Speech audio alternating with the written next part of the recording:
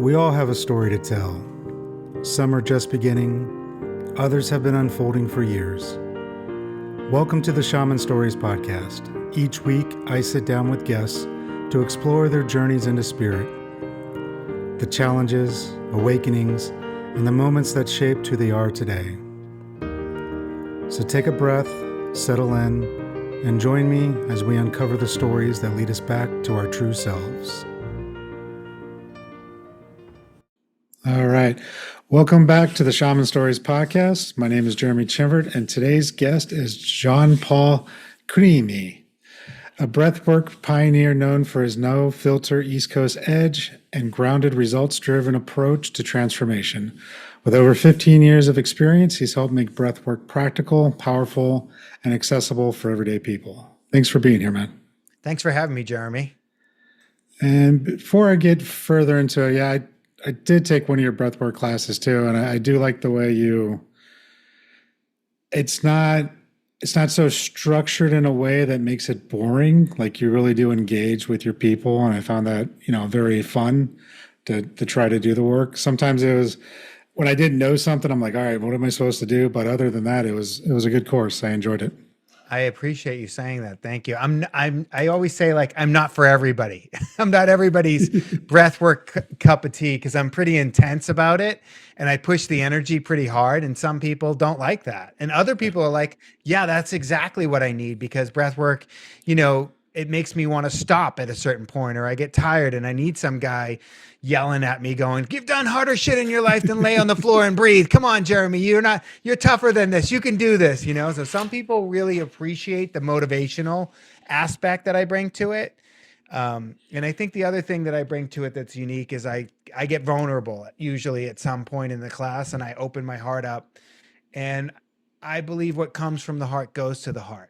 So, if a lot of people, when they hear me getting vulnerable, it allows them to get vulnerable. It allows them to open up and let go of some things that they've been holding on to for too long. So I think a lot of people appreciate that. And I think that's a bit of my own special sauce, if you will. Nice. Yeah, it reminded me of my wife used to do spin class. So it reminded me of like a spin instructor. Yeah. Little yelling, little motivation, but at the same time making it fun, which I enjoy and I appreciate. Yeah, well, when I found breathwork 15 years ago, it wasn't, it was very new age, woo-woo kind of like, certain kind of music, certain kind of person teaching the class. And I'm not like that at all. And when I decided, I kind of got pulled into teaching it. And when I finally committed to doing it, I said, well, if I'm going to do this, I'm going to do this in my way, with my voice. That's me. And so I don't know if people are going to like that or not, but that's what I'm going to do.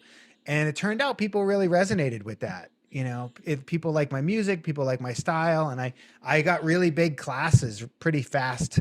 And I would fill up these classes, 100, 200 people. And other teachers out there were like, what is he doing? What's going on here? This isn't the way you teach breathwork. You're not supposed to do that. You're not supposed to yell, and you're not supposed to play Led Zeppelin or whatever in the class. And I'm like, why not? Why can't I do it this way? So I basically took an ancient technique and repackaged it and rebranded it for people who would never do this kind of work. Which I think is, and there's enough space for that, right? There doesn't have to be a structured approach for everything. And that's one thing I like about doing the show and bringing on other people who do the same thing in different ways, right? And there's no right or wrong to it. As long as you get value out of it and your clients get value out of it, what does it matter how you go about doing it? Like for me, I'm not a traditional, if you see me on the street, you're not going to think I'm a shaman of any type, right? You're probably going to think I'm some angry biker more than anything else. Well, I don't think you give off an anger vibe. You don't give off an anger vibe. And from a formerly angry guy, I would know, I pick up on it. But I think, that's what's unique about you. That's what's great about you. You're bringing a different thing to it, right? You're bringing a different take to it. I was the first guy to really start doing this circular breathwork online. I don't know if you ever did it before, a long time ago or what. I don't know what your experience is with it, but when I found it, I thought, this would be incredible if I could figure out a way to do this online, if I could do this with people all over the world. And I figured out an odd way with this guy, and we had this was before Zoom, and Zoom, you could share music on Zoom, and he had some platform he created. So I was doing it online before anyone else. And I did get some pushback from some of the old school breathwork people. They're like, you can't do this online. And I said, why? After the first 10 minutes, it's all audio anyways. You're just laying down, listening to the instructor anyways, right? So why can't you do it online? I think it's pretty amazing. I think there's some great benefits, like you don't have to drive afterwards, and you're actually going to maybe let go a little bit more in your own space at home because you feel safer in that space than in a room full of people, especially for guys. Like I think guys have a harder time crying next to a stranger. And so I had this vision, this idea of like doing it online long before the world went online during COVID. So when everything went online during COVID, I was already there. I was already doing it, and I was prepared. Nice. Yeah, there's definitely benefits to both, but online, like I tell clients all the time too, I work with clients around the world, and it's like, I don't need you to physically be here. There's no time and space, man. It's like you can be anywhere in the world. I don't even have to look at you and I can still work on you, but I like to have the interaction while we're going through it in case something comes up. Yeah. But there's no need for you to physically be in the same space with me when we're already in the same space. And it's no different than your class. It's unless there's a true medical emergency somebody's having, which hopefully you can see with your windows, but I mean, that can happen on anything, right? That can happen on a work meeting. That can happen, as long as they're not doing breath work while they're driving, they should be fine. It's funny that you say that. I had somebody skip the intro. I used to have an album on iTunes, and I had somebody skip the intro, which was, don't do breath work while you're driving. don't do it in the bath. Don't do it in a pool. Don't do it on a float. Don't do it next to water, And he started doing it driving over Topanga Canyon, which is very treacherous, right? And he's like, I had to pull over. And I go, yeah, you skipped the part that said, don't do this while you're driving. And so, that's the thing. You can't keep people from themselves sometimes. Yeah. But yeah, if they're in a space where they can relax fully, that works the best for everybody. And like you said, with the emotions, most men, we don't want to show emotions. We don't want to cry. Most of us don't even know how to cry. I know I didn't for the longest time. I had to work through it myself going, oh, this is natural. This is acceptable. This is okay to do. Like, you told as a little boy, like, don't cry, walk it off, be a man. Yeah. I'll give you something to cry about. Yeah, exactly. Yeah. I mean, there's a great documentary about that called The Mask We Live In, which is what we do to little boys. And it's heartbreaking. It's like, well, you're 8 years old. Like, what, you're supposed to cry at 8 years old. Like, that's a normal reaction for an 8-year-old. Because you're a boy, it's not acceptable. It blows my mind now when I think about it as a father.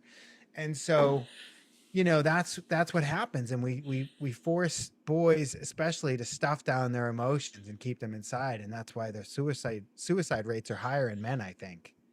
Yeah, and there's that meme going around. It was like, if you're a woman, who do you talk to when you have a bad day? And it's like, oh, I talk to my mom, my friends, this and this and this. It's like, you're a man, who do you talk to? Like, nobody, because nobody gives a shit. Like, nobody wants to hear it. Yeah. Nobody wants to hear me complain. And I don't want to put that burden on them. So I'm just going to suck it up and drive on. That's what we're taught. And it's far from the truth, but that's the mentality that we've had. And that's been because I have 2 boys too. And it's just like, I'm trying my hardest to make sure that they know, no, it's okay, man. Like, have your feelings, process the feelings. We just don't want to get stuck in the emotions. Like, we don't want to get so angry we're putting holes on the wall. We want to use that anger for something positive and move forward. That's the delineation that I'm truly trying to teach them versus me getting super angry and upset all the time and not understanding what to do with it. And then I was punching holes in the wall because I was working through my own PTSD and everything. Yeah. I had to learn the hard way how to, overcome that. Yeah. Have you ever heard anger is the mask that sadness wears? You ever heard that expression? No, but that makes sense. Well, so I don't think it's true for all forms of anger, but it was for a lot of my anger personally, because it's like, it could be simple, right? Somebody screws me over and I'm pissed, and rightfully so. Sometimes anger is the appropriate emotion for that situation. This person just totally screwed me over, right? But underneath that is like, oh, I thought they were my friend. I thought like we had a great relationship, and they just used me, or they just took advantage of me or whatever. And that's really sad. I'm sad. I'm sad that I Mm. can't trust people once again. That I'm being shown that once again I can't trust, or I'm being shown that like this person's not really my friend, and that makes me sad because I thought they were, or whatever the situation is. It's like, I tell this funny story. It's like when COVID happened, I had all this stuff lined up, all these events and trainings and all this stuff. It was sold out, and I had to refund all the money back, and I was totally bummed out and pissed about it, right? And then Tom Brady left the Patriots, and I was like, really, Tommy, now's the time you're going to leave the Patriots? Like the worst time ever. I was furious. And then I laid down and did some breath work, and it was like, I got to the layers, which was like, I'm sad that I'm not going to go to Iceland and do this retreat. I'm sad that I'm not going to do this training or this event in Georgia. I'm sad that Tom Brady is not for the Patriots anymore. Right. And it's like, and so I have to get past the anger and allow the sadness to come up and be felt. And then once I allow that feeling to be felt, now I'm okay. Like that's just okay. Now I can move on. But I don't want to do that. I don't want to feel the sadness. Anger is much easier. Mm. Anger is an acceptable emotion for a man, right? Let me be angry. Like there's that meme, right? We're allowed like there's two emotions, like anger and God, I forget what the other one is. Like Bill Burr, I think said it's like, that's it. You can be angry and that's it. Right. And so it's an acceptable emotion for a man these days, but vulnerability, tears, crying, whatever is not for some reason. Yeah, no, that's definitely true. I want to back up though, and let's talk about what got you into breath work and down this path. What was life like before you found this, I guess, modality, for lack of a better word? But what got you into breath work, and why did you start it? So I'm 26 years sober now, and I was 12 years sober at the time when I found breath work. And I guess I could back up a little bit before that. I was hanging out with Matthew Perry from the show Friends, the actor, and we were really close friends. And we were going to all the Kings hockey games. And Tony Robbins walked in the VIP room during the Stanley Cup Finals. I'm like, holy shit, it's Tony Robbins! And Matthew goes, really? We've been following the Kings all season. They're about to win the cup, and you're excited about a gigantic man right now? Like, what? And I go, he's amazing. I had his tapes in high school. I had his, his book. He goes, well, go tell him. I go, no, I don't want to bother him. So I walked by Tony, and he kind of knew. He's like, hey man, how's it going? And I go, I never do this. I'm a huge fan. I've been reading your books since high school. And he goes, well, have you ever been to my seminar? And I said, no. And he goes, well, I'm doing one next month. I'd love it if you'd be my VIP guest. I go, get out of here. And he goes, no. And he comped me, and I went to his seminar, and it was life-changing. And it totally shifted something inside of me. It created a huge shift where I said, I'm done with Hollywood. I'm done with being a screenwriter and all the Hollywood bullshit. And I'm just going to help people. And I don't know what that looks like. I'm really good at helping people get sober. I'm really good at this. And then right after that, this girl took Matthew to a healer, and he had an experience, and he was telling me about it. And I said, that sounds ridiculous. He's like, well, I bought you a session with him because I want you to experience it so we can talk about it, because you're my only friend with an open enough mind to do this shit. I said, all right, I'll do it. And I went and I had an experience, and there was some breath work involved and some other stuff. And I went, oh my God, what is this breath work thing? Like, it's a different kind of technique than what I do in my class today. But I went down a rabbit hole and started doing all the different breath work that's available out there, right? And this is 15 years ago.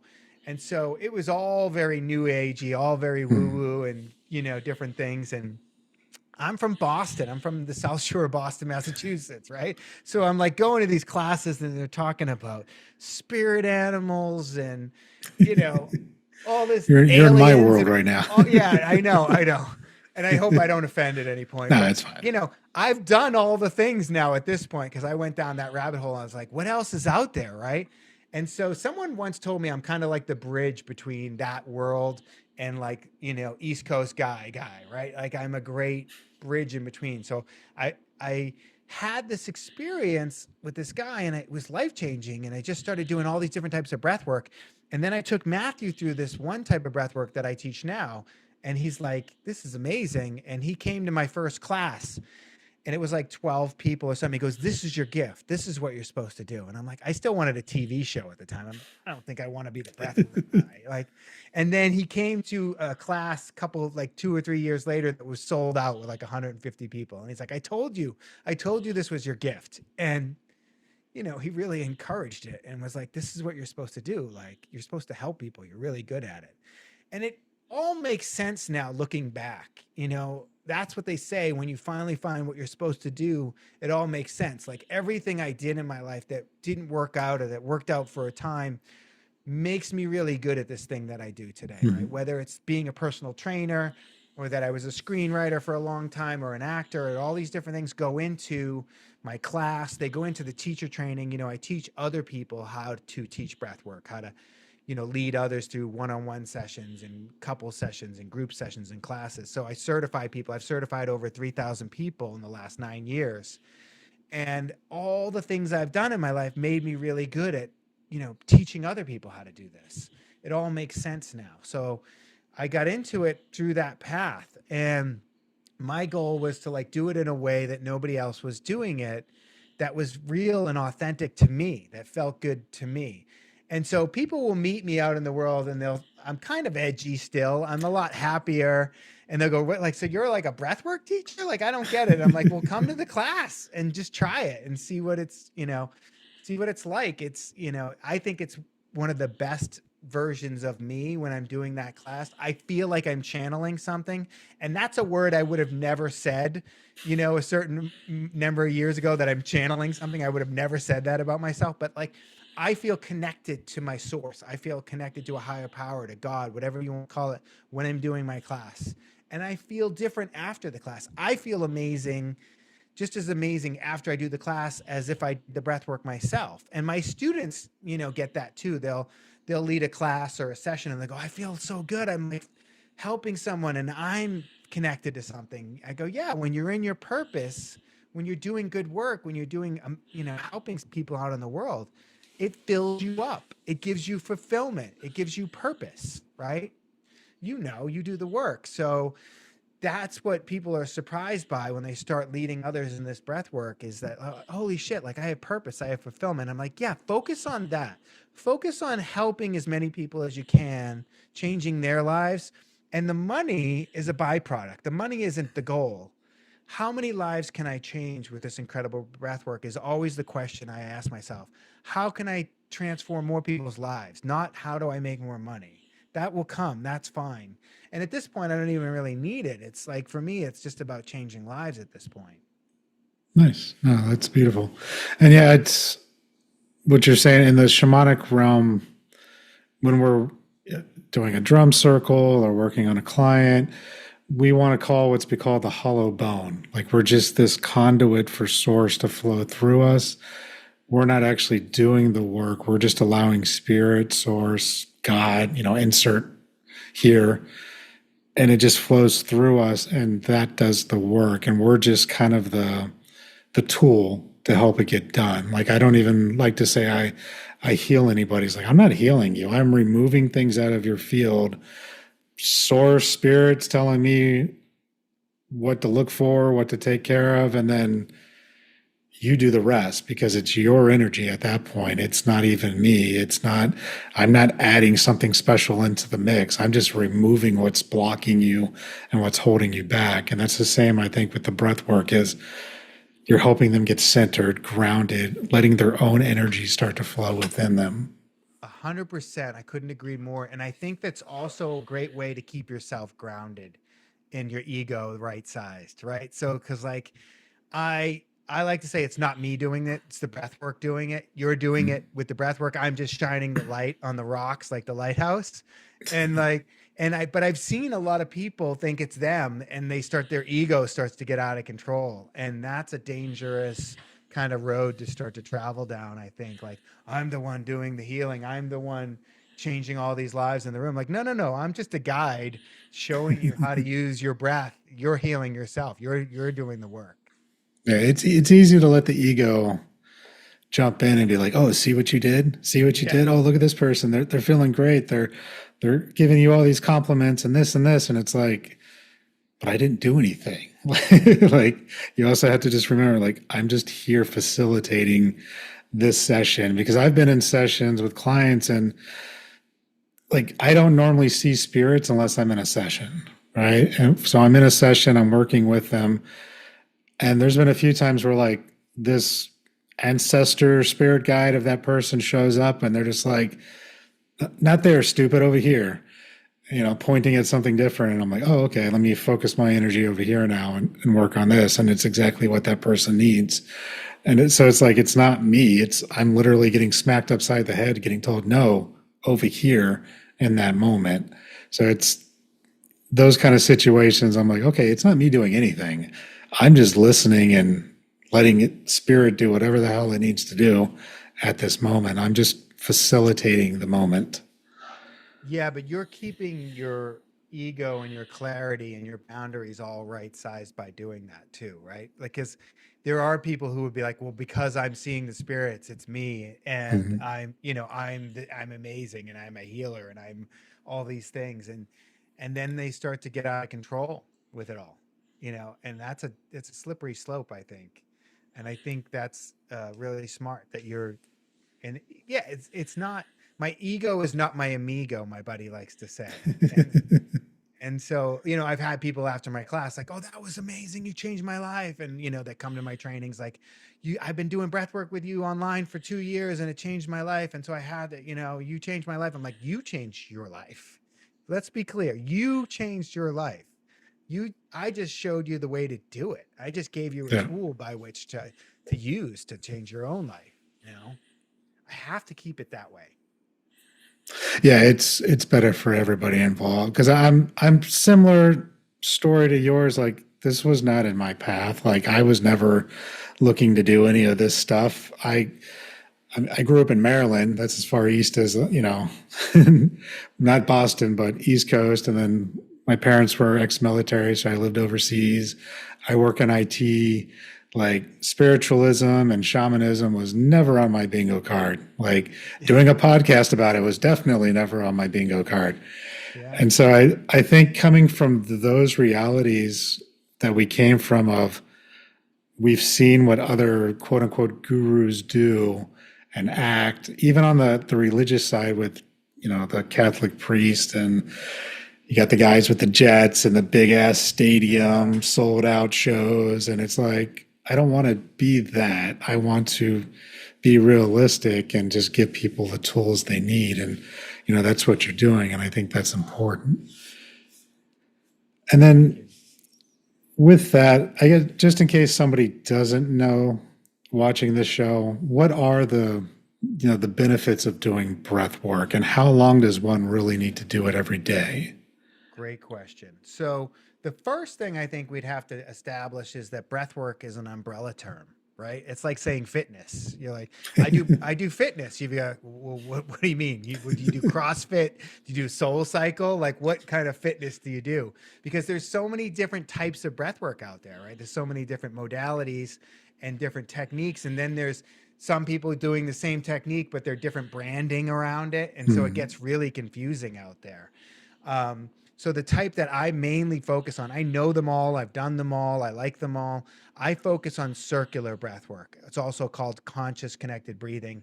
And it's an intense technique. It's not a relaxing meditation. That's kind of the first thing people get wrong is they think they're going to come to my class and we're going to be doing a relaxing meditation. No, it's more like a workout. It's more like going to the gym.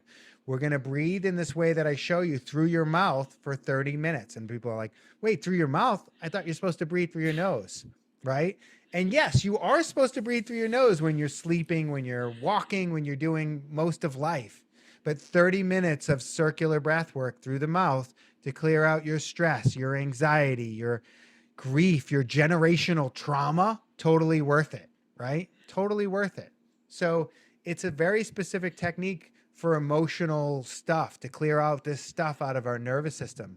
And I always like to say that some of your stuff isn't even your stuff. The trauma is passed on through the DNA, right? So you thought you were screwed up because of your parents, and you were right. It is their fault, but it's also their parents' fault and their parents, right? And so we're breathing through our mouth in this very intentional way to clear out this stuff out of our nervous system. And the most common response that I would get from students in the very beginning was, holy shit, that felt like 20 years of therapy without saying a word. And that's became my sort of tagline. That became my elevator pitch to do my class. I'll have like a construction guy here at the house to like look at the driveway and do the concrete. And he's like, what do you do? And I'm like, I teach breath work. Like, what? What's that? And I'm like, it's like 20 years of therapy without saying a word. He's like, all right, I need to do that. Right. And then he's at my class. And so that's kind of how I get people in through the door. And I say, just have an open mind. Have an open mind and come try something different and see what's there. And everybody thinks they have an open mind. Even the most closed-minded people think they have an open mind. I've never met anyone that doesn't think they have an open mind. But it's this specific technique to clear out these emotions that live in our nervous system. And it can be intense for some people. You can have a big emotional release, a trauma that happened when you were a certain age. And that's why I added in another piece, which was pulling in moments of gratitude, moments of love at the end of my class, because I didn't want people to believe like, okay, that was intense. I cried in a way that I've never cried before. I cried super hard, but I want people to leave focused on gratitude and love. And so I added those pieces in at the end of class. So it's like, okay, let's clear out some stuff that you've been carrying for a really long time, but let's bring you back to gratitude and love at the end so that you know that like, this is what we need to focus on in life. Nice. Because I do breath work with some of my clients, mainly like those like veterans with like severe PTSD. But for them, I just really focus on box breathing. Yep. Because it's more, I guess, gentler, I guess, is a lack of a better word. And so I was watching yours and what you're describing. Would circular breath work be, I guess, safe for somebody with severe trauma, PTSD? Yes. Right off the bat. If the facilitator is trained properly, then yes. I actually just trained a veteran in my last training, and that's literally the group that he wants to work with specifically is veterans with PTSD. That's what he is. That's what he has. But I always tell him, like, start one-on-one with guys. Don't have a group of 30 guys in the room that all have trauma, PTSD from their different tours, right? That's too much. So start one-on-one, and then maybe you can have a group of 3 or 4 guys, which is really beneficial because they all do the breathing together. They all release in the room, and you're there with other guys who are releasing. So that gives you permission. And then you get to share around the room. And that's really helpful. It makes for a different group, right? It makes for a different group therapy session in that.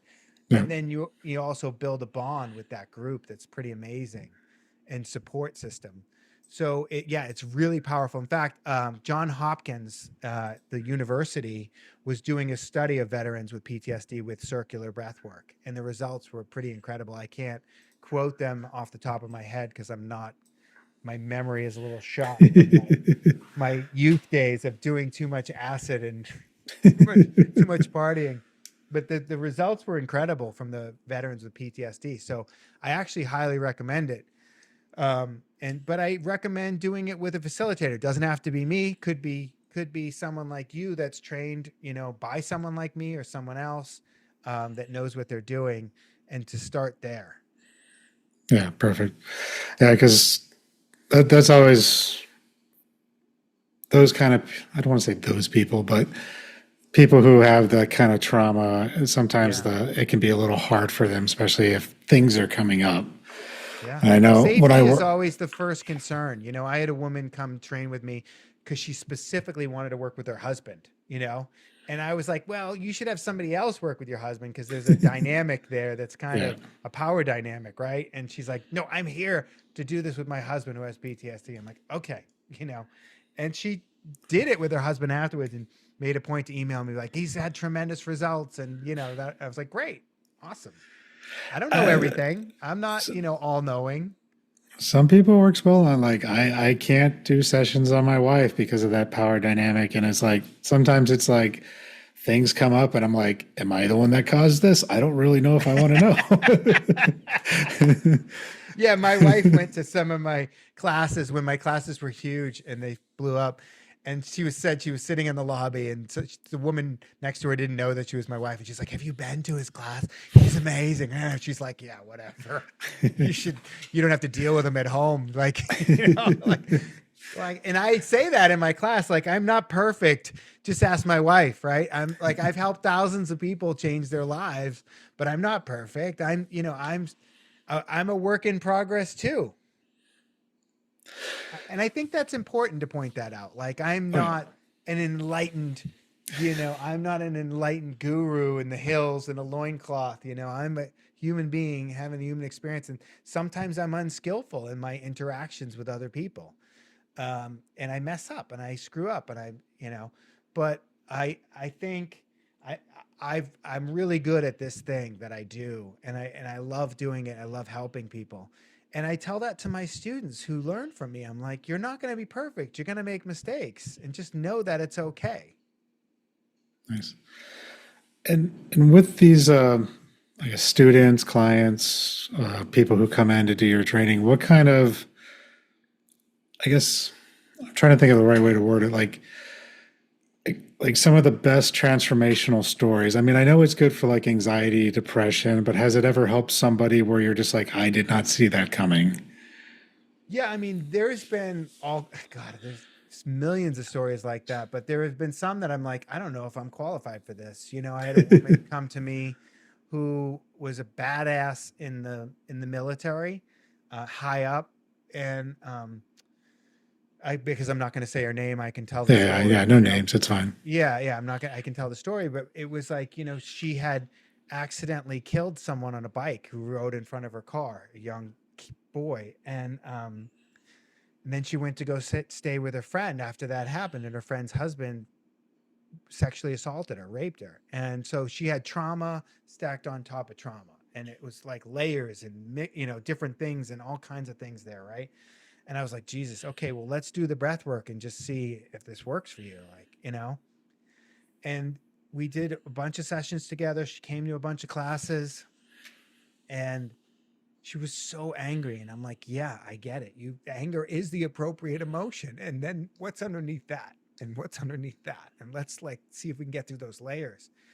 And she worked with me for a while, and then I didn't see her for a while. And she wrote me this letter. And the letter was, the gist of it was like, you saved my life. I was going to commit suicide. I was like right about to commit suicide, and then I came to you, and I was like, I didn't save her life. The breathwork saved her life, right? Like, I was just a guide who had the courage to work with her, and wasn't even sure if I was qualified at the time. This is a long time ago, Mhm. and I think about that. When I have a hard day, I'm like, the fucking whatever I'm dealing with at the time, whether it's like the emails or the business or the thing or somebody doing this that was like messed up. And I just think like, this is what we're here for. We're here to help people who are struggling, who are on the edge. And so I have so many stories like that. And I've had so many students that like have had their own journey of that, where they're like, they need to heal something inside of themselves, and they come do the breath work, and then they come learn how to teach the breath work with me. I think people who heal themselves first are the best teachers. Yeah. Like I had all this trauma that happened to me. I got stabbed when I was 19 years old and was left for dead. And then I was jumped by 5 guys and, beaten until I was unconscious, and story after story, right? All those stories used to run me. They don't run me anymore. I've healed all those stories. And so when I have somebody sitting in my training, I can hear when we're going around the room, I'm like, okay, they've healed that story, or they haven't healed that story. That story's running them. So that they need to heal that story in order to show other people how to heal that story. Right. Yeah, it's the way I was taught and the way I like to think is like our wounds are our medicine. Yeah. We need to have these challenges. We need to go through that trauma that allows us to grow once we get through it. And then on it, that becomes our medicine. That's what we can use to help other people through the same thing. I, And you don't get there unless you go through it. It's so much different than just reading a book, taking a class, learning the steps versus actually utilizing the tool to work on yourself and whatever way that looks like for you, whether it's some trauma, PTSD, ancestral stuff. any insert issue here, right? It's Yeah, yeah. but once you go through it, then you understand how to look at it. And I've even found too, like I'll have waves of clients come in where it's like, and by waves I mean they all have kind of the similar issue. Yeah. And you're like, all right, what does that mean for me? What do I need to look at that? Why Totally. are these five people all coming to me around the same time for the same thing? There's got to be something I need to look at for myself now. Yeah, I And have to it's heal you're, that piece in me so I can help these people. exactly. And then you're learning from each other. Yeah. And I like to say your greatest wound can become your greatest gift too. Mhm. Right. And so I was really sensitive as a child in an environment that didn't allow for that sensitivity. And now I've healed that piece of me and I allow that sensitivity, that vulnerability to come through when I'm teaching in my class and in my training. And it's a really beautiful piece, right? Because what comes from the heart goes to the heart. So when I open my heart and I'm allowing myself to get vulnerable, there's no bullshit there. It's coming straight out of my heart. You can feel it. You can literally feel it in the room. You can feel it you can hear it in the class. And I think, but when I was young, I hated it. I hated being sensitive. I hated being vulnerable. And I used to joke, like, if I was that sensitive, if I was feeling that vulnerability, I'd have to do a shot and punch somebody in the face and make it go away. And now I just allow it. I just let it be what it needs to be. And I think that's better for especially for a teacher, right? Because you're more authentic. You're showing that these things happen, these things are coming up, these emotions are because if the teacher can't cry or show emotion, how do you expect the students to, right? It's the same thing with like we were just talking about with kids and parents. Like if you can't do it, you're not giving them permission to do it. And it's necessary because they want to feel like they're in a safe space, especially with all that intensity of the emotions coming through when you're doing these breathworks classes, circles. You Yeah. know, it's Yeah. It's pretty and amazing. and just with because I was always curious too, like I've seen clients either with myself or other people who have like physical issues and then they might do like some energy work, they might do like emotion code clearing, they might do some reiki and then they usually sometimes the physical ailments go away. Yeah. Have you seen stuff like that with A the breath work? ton. Okay. So much stuff. This is such a great question. Great topic. You know, um, I always say, most physical issues are a manifestation of your emotions. Like it almost always, not every time, but I have alopecia. If someone's listening to this, they're not watching it and they can't see me. I have no hair. I have no eyebrows, right? And so Didn't even yeah. notice the eyebrow till Yeah, you said because of something. the glasses, right? So I'm completely hairless. And that happened to me in my mid-20s. Alopecia is an autoimmune disease or disorder, and it's brought on by trauma or, sudden trauma or something like that. Stress, anxiety brings it on, and your immune system goes haywire and it starts attacking your hair follicles and starts killing off your hair follicles. It thinks that it's a foreign body substance, and so it starts trying to protect you and killing off your hair. And at the time, it was devastating to me because I was an actor and a fitness model. So my self worth and self esteem was wrapped up in my looks, and that was being stripped away. Right, I lost all my hair. It turned out to be one of my greatest gifts because I got sober because of it, and I started working on myself, and I started digging into the idea like I'm not my outsides. So who am I?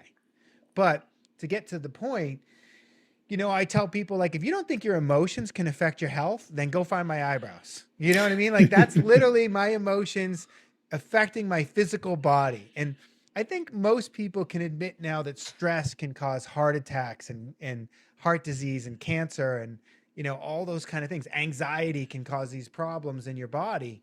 So if that's true, then why isn't the reverse true, right? Like if we start to work on ourselves, if we start learning techniques like breathing techniques that can relax you and heal you. So I always say that, you can heal your body with this breath work.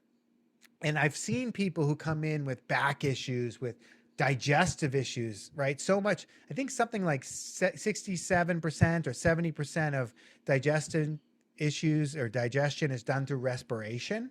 So right away, if somebody's got, IBS, irritable bowel syndrome, or digestive issues, breath work helps with that. Boom, right away. It helps to start to clear that up. But all different kinds of physical issues in the body, which are brought on by your emotions, which you're holding in your body in some area, in some way.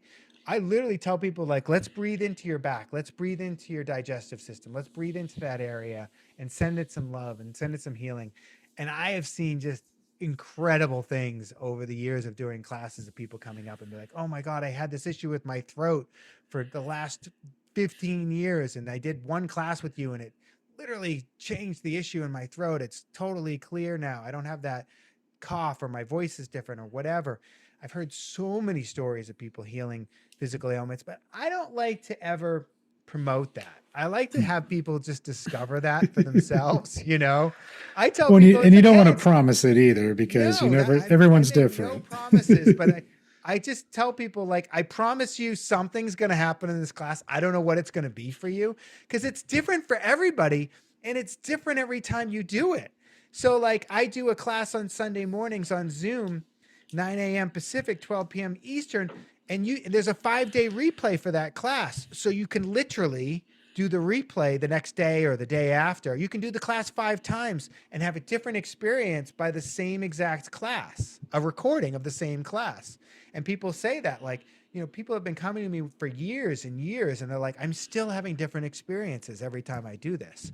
But some people have experiences where they see dead relatives, they're visited in the breathwork by someone who's passed away. Some people feel the connection of God or the universe or their, higher power, whatever you want to call it, in the breathwork session. Some people heal physical ailments. I don't make any of those promises. I don't know what it's going to be for you. I have no idea, and some people, an old trauma comes up for them. And they're like, oh my God, this trauma came up from when I was a kid that I've almost forgotten about. And I go, well, the breathwork didn't put that there. The breathwork's just showing you that needs to be healed, right? Yeah. That was already there inside your nervous system. And so it's showing you, hey, let's heal this part of you, because it's going to get you sick in some way. I've also worked with people and had them go, I had this intense energy down here in my pelvis. And I go, okay, why don't you go to the doctor and get a scan? And they go to the doctor and get a scan, and they're like, oh my God, I had these cancerous tumors down there. They found cancerous tumors down there. I'm so glad I got the scan, because they wouldn't have known this could have got really bad, and now we can take care of it. And so sometimes it's showing you what's in your system that you're unaware of physically. Yeah. Now, I'm a firm believer in that. Like, I used to go by the motto of 3 tiers, mind, body, spirit, for healing, but more guests I've had on, more reading I've been doing, there's that 4th tier, which is the emotions. Mm-hmm. And so all 4 of those connected is what we need to look at when we're working on ourselves. Like, there's nothing wrong with talk therapy, seeing a psychiatrist. That's great. But that might not be enough. Like, there might be stuff stuck in the body. You got to do the somatic release, do the breath work. There might be stuff stuck at the emotional level that can be cleared the same way. There could be stuff at the energetic level that needs to be cleared out of your field. And then when you do all of that, you're going to come out even stronger than before. And I've seen all sorts of things get, quote unquote, cured. In reality, it's just, these are symptoms your body is showing because it's trying to get your attention. Once it gets your attention, it's like, oh, I don't need to do that anymore. Let me back off. Yeah. Well, and you got to understand too that, like, the body knows how to heal itself, but it needs some help. It needs some focus and some direction and some intentionality. And right, like a rabbit gets chased by a fox, and the fox is trying to get it to kill it, and it gets away. The rabbit shakes afterwards to release that trauma, to release that, right? So this is one of the mechanisms by which we can release the stuff that's stored in our body. And so is shamanism, and there's a bunch of them out there. But unless you're looking for them, the problem, the challenge now is that people, they've got these symptoms and they're going to go address the symptoms with a pharmaceutical, right? And that's not getting to the causes and the conditions, the root of the problem, is it? And so everybody's taking pharmaceuticals for the symptoms and not addressing the root and the cause of these things. Yeah, they're just masking it so they can get back to work the next day and do what they need to do to survive. It's just a quick, it's a Band-Aid on a leaky pipe, but the longer it sits there, the more pressure is going to build up, and then you're just going to explode Yeah. versus working on it. I always say that, like, the pharmaceuticals, it turns off the fire alarm, but it doesn't put out the fire. So Hmm. you still got the fire in the house. You just turned off the alarm. You didn't want to listen to the beeping, right? And so the fire is still going. You got to address that. And let me be clear, I'm not telling people to get off pharmaceuticals by any Yep. means. If, like, I don't want anyone to stop taking pharmaceuticals, and especially if, it's important, but I'm saying do some work uh, to address the causes, the root of the causes. And it's funny, you brought up therapists. I thought therapists were going to get pissed at me because of what, the quote I use, which is breathwork is like 20 years of therapy without saying a word, right? I thought I was going to piss these people off. And I've used therapy to great effect. I love therapy. I think it's amazing. But what actually turned out to happen is I've gotten more clients and more students from therapists than any other profession out there. They all they're all sending their students to their clients to my classes. And for a while, they'd come up to me and be like, my therapist said I have to come to your class and check in with you. I'm like, you don't have to check in. Just go lay down over there, and like all these people coming from therapists. And what I found out is that the breath work was like, bringing up the stuff that they needed to work on. And then they go to therapy and they work through it. And so it was a great thing in conjunction together. Yeah. It was actually yogis that I was pissing off for some reason. Yogis that I was triggering with my ads and my social media for some. And I get into these arguments with yogis on social media where they're like, how can you say that? No. I go, listen, maybe you should come try breathwork, because the fact that you're coming on my post and making a big deal about it and getting all triggered shows that the yoga isn't working for you right now. Maybe you should try some breathwork. Yeah, it's interesting how people get into these boxes where it's like it's got to be this way or nothing. It's got to be this or that, and I want to say too, I'm same boat with pharmaceuticals. If that's what you need to get through the day at this moment, do what you got to do. I would rather someone take a pill and survive another day, but like you said, they still got to do that deeper work. You can't just keep masking it and putting the Band-Aid on. You have to go in and do the work, whichever way that looks like for you. The pills are fine for when you need them, but a lot of the side effects, we get stuck on them. Next thing you know, we're taking a fifth pill because the second pill did this to us, and then the third pill did this, so I need this other pill to counteract that. We have there's some statistic that's like 70% of Americans are on one pharmaceutical and 50% are on two. And you're like, what? That can't be true. It's so staggering. And, I've had people go like, they're on there's the side effects like you were talking about are like, this headaches and rectal bleeding. Yeah. And I'm like, come to a breathwork class with me. And they're like, no, I don't want to try that. I'm like, you'll take a pill that you're bleeding out of your ass, but you won't come and lay down on the floor and breathe with me? Really? You're kidding me. And it might make you feel, and it's only like 30 minutes. Like if you're going to watch Netflix for an hour and a half at a minimum, you can spend 30 minutes to do a simple breathwork exercise. And if you're making it simple enough, you don't even have to leave your home. You just got to turn the computer on, which most people are looking at their laptops, or not even laptops anymore. I'm just aging myself, like tablets and phones. I mean, that's all anybody's ever watching on anyway these days. It's like, just set it up, do it real quick and try it. Yeah. Well, and you were talking about box breathing. I think box breathing is great. One of the things that I discovered in my journey, because I hated box breathing when I first started doing it. And then I discovered that it was because there's different size boxes, right? Mm-hmm. Like I didn't realize, because I was doing the standard 4-4-4-4, right? Breathe in for 4, hold for 4, breathe out for 4, hold for 4. And my box is like 12, 12, 12, 12, 12, right? Some of 8. And there's a test that you can do. Andrew Huberman's got it. It's great, of like how to figure out what size your box is. And once I did that, I was like, oh, I actually like box breathing if I have the right number, if I have the right count. Yeah, I start people on the 4 because that's the standard, right? I'm like, all right, just start with 4. If you feel you can add more, great. I usually do 7s myself, Yeah. Sometimes I'll go a little bit longer, but on average, I'll do about the box of 7, and then that's my decent sweet spot. And then I just tell people you can go longer, don't go any shorter. Try to find what works for you. And I'll have Yeah. them do it twice a day, first thing in the morning for 2 minutes, right before they go to bed for 2 minutes. That way they can hopefully regulate whatever dreams they had and then regulate their day at the end of the day. And so they can sleep. And I was like, this is just a starting point. I'm like, go find other breath works. I don't know any other breath works other than the box breathing. So that's what Yeah. I use, right? So this is what worked for I could show me. you So. a couple right now that they're pretty beneficial that we could do, that would be maybe benefit your audience.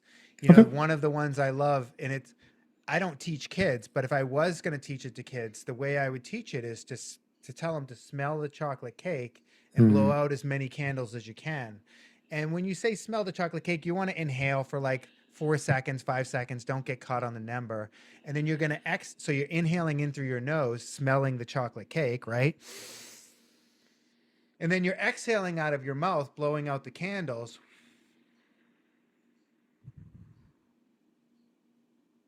And that's just a simple way to remember that.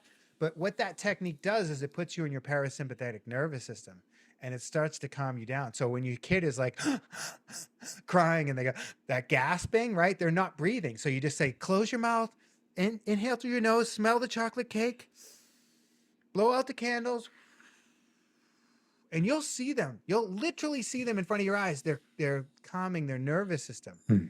from that, that cry that they can't even get the air in. And then as an adult, I like to take it further and make a sound from my throat, which stimulates the vagus nerve, the wandering nerve in the back of your neck, right? So we do it like this. We inhale through our nose down into your belly, your diaphragm. And we exhale out of our throat, out of our mouth.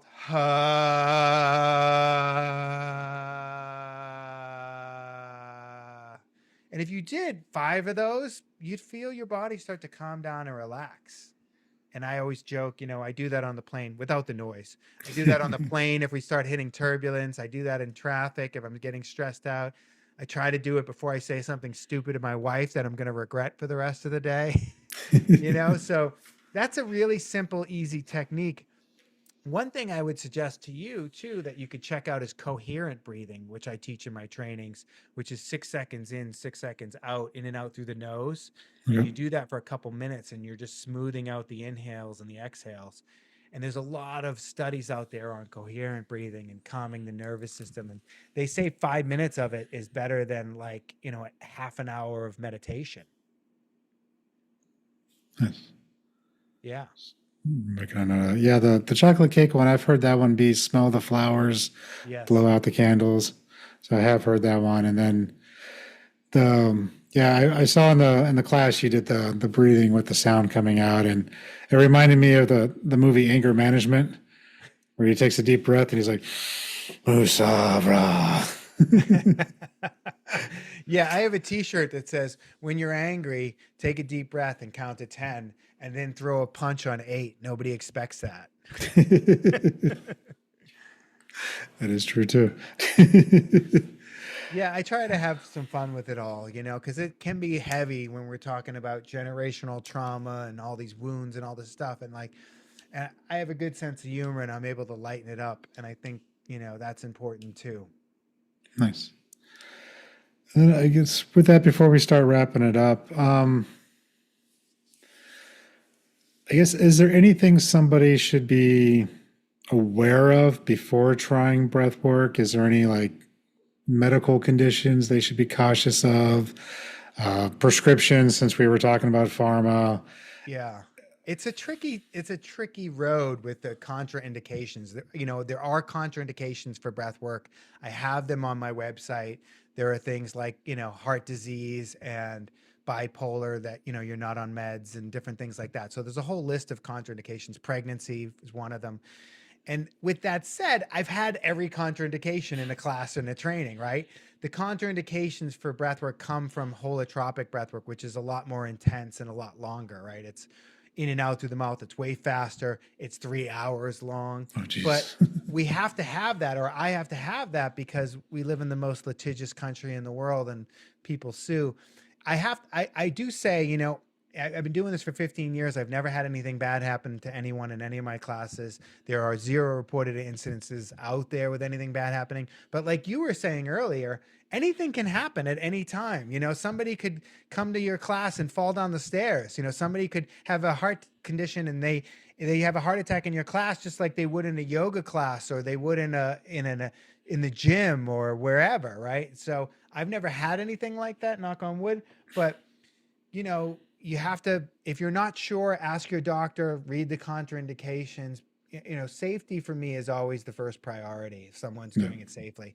And so I created this thing that wasn't around when I was doing breathwork, which was, if at any point it gets to be too much for you, physically, mentally, emotionally, you get a cramp, you're freaking out, just close your mouth and breathe through your nose and slow it down. You're in charge of yourself, right? So I empower people to pull it back if they need to pull it back. That people weren't doing that when I found breathwork. And I started doing that because I was doing it online and I'm not in the room with people. But now I just do that in my in-person classes too. And I teach all my students to do that. Because when you empower people to know that they can pull it back anytime they want, if it's too much for them, then they feel safer. And then that allows them to go even deeper. Nice. Or to back off if they need to. And maybe they need to do it a couple times before they can go full out. You know, some people come to the breathwork and they go full out. They like just go hard and they go full out and it's a lot. And they're like, holy shit, that was too much. And then other people start to get all this stuff coming up for them and physical stuff in their body that they didn't believe me was going to happen. And then they start close their mouth and start breathing through the nose and they pull it back. And they, you know, both are welcomed. But, you know, I empower people to, you know, take care of themselves. Nice. Yeah, I think that's the right approach to do it. You can't, or you shouldn't just force people to push through because, like you said, you don't know what's going to come up for them. I mean, no. Even and I push the energy a lot. I'm intense, right? And I recognize that. I know that I'm intense. So like I tell people, like, if it's too intense, you don't listen to me. You know, stop and take care of yourself. Yep, exactly. And then, but I mean, at some point, it's like it's a fine edge too, right? Because it's like you also want to push them a little bit because they might be backing off because they're more scared than anything else. And it's like, no, just go a little bit further and then see if you can break through that wall. Yeah. But you also they need to have that freedom of choice too of, okay, I'm just not ready for that yet. Let me just slow it down and regroup my senses. Yeah, at least the first time when they don't know what to expect it. Because there's a thing that with breathwork, so, you know, you've been breathing your whole life, right? And it's unconscious. You don't even have to do anything to do it. But so how am I going to come to your class and I'm going to have a transformational experience breathing, something I've been doing my whole life. I'm going to have a transformational experience. You know, I'm going to clear out anger and grief and sadness. I'm going to see dead relatives. I'm going to, you know, have this connection with a higher power.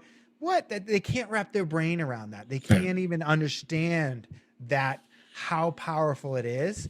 And so when they do it, they're really unexpected. They're blown away by it. Even though I've done everything possible to prepare you properly, to tell you all this stuff's going to happen. This is going to happen to you physically, emotionally, mentally. I've done everything possible to prepare you properly. You didn't believe me. And this shit starts happening and you're like, oh my God, it's like, you know, and I've seen that a lot over the last 15 years. I've seen people just shocked by everything I tried to tell them in the beginning because they didn't believe me. Yeah, I mean, that always happens, especially when you're not used to this type of world, right? I mean, I've had people come to me like, I don't believe in anything you do. I'm just here because my wife sent me here and she says I need to do something and I do need to do something. And I'm like, okay, cool. I don't need you to believe in me, man. I just need your permission. Now lay down. Those are like my favorite clients, Jeremy, sorry. Those are my favorite clients because, you know, I'll have a woman come up to me after class and she'll go, okay, my husband would never do this, but I'm going to make him do this with you because you're like a guy that he'll like identify with. And I see the husband at the next class sitting next to her and he's like sitting there like, I can't believe she dragged me to this shit. And I'm like, that's my guy. I'm going to crack that dude open tonight. Like that dude is my dude.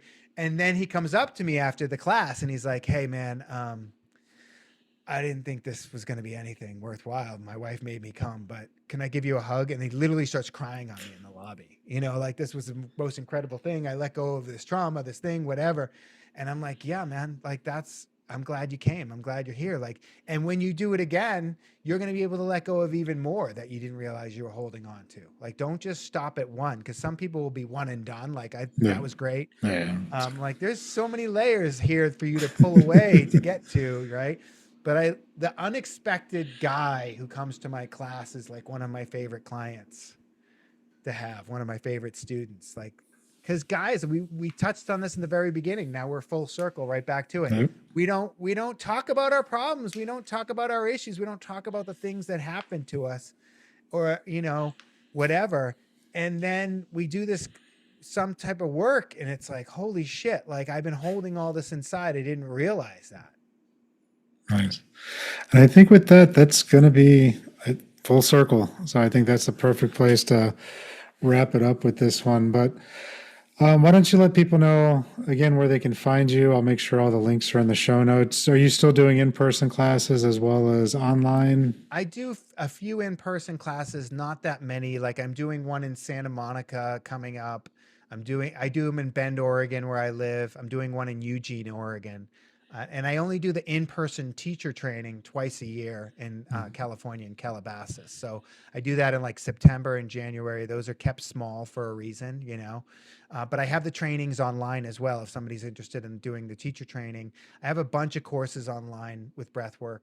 And I do a class that we were talking about every Sunday morning on Zoom at 9 a.m. Pacific, 12 p.m. Eastern. And there's a 5-day replay afterwards if you can't make the live times. If you're in a different location, people come from all over the world and do the replay because they can't make the live time. So I always say that's kind of the easiest into my world and me and what I do. Like, you can go sign up for a training, but do a class with me first. Yeah, exactly. Don't that's what I just tell go people. sign up for.